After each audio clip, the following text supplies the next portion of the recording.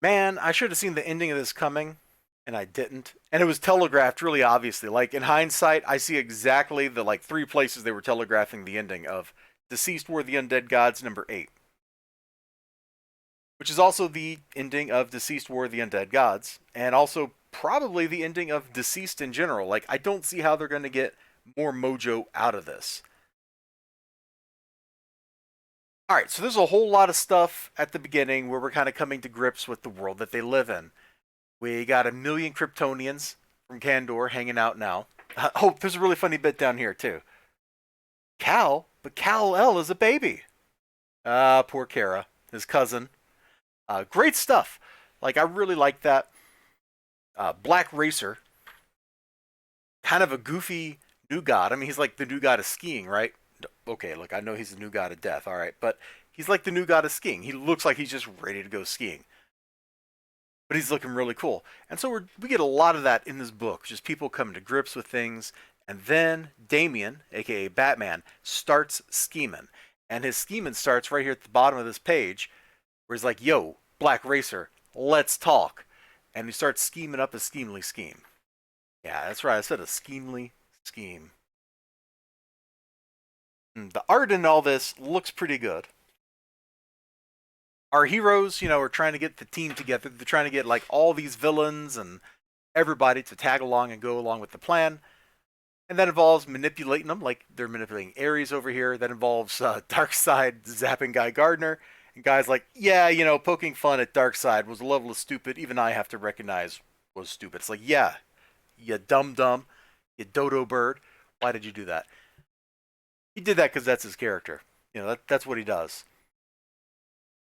But they come up with a plan, and their plan is basically they're going to take the war to Erebos, the primordial darkness from outside the universe that is kind of behind all of this stuff.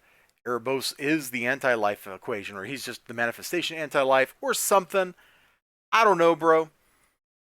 Does it really matter? Like in the end? And the answer is no, it doesn't really matter. We got like a big dark guy, big evil dude, and we got like he's bigger and eviler than Darkseid. And so as they're planning it, they're like, all right, well somebody has to keep his attention, and they eventually goad Ares and the Black Racer into going out to keep the attention of Erebos, while the rest of all the heavy hitters go to actually crack him open, get inside, and blow him up. Like that's the plan. To basically be a climactic finish, the big ending of a story, there's not actually a whole lot of action here. There's just a little bit of it. And I'm not saying there's not a lot of pages that deal with what they got going on here. There's just not a lot of pages of action to do it. Like the plan is pretty simple. You got the Suicide Squad out here, and their job is to keep him from noticing that everybody else is cutting a hole in him and shoving Warworld inside. Exactly how things go down after here, the way the ending goes, we'll maybe spoil at the very end of this, but just kind of want to give you like an outline of like what we're building up to. We're like killing something that is outside of the universe that makes universes or kills universes or whatever he does. So it's definitely like an actual like Crisis on Infinite Earths kind of thing. This is like the Anti-Monitor. This is a big, big bad, not a little big bad.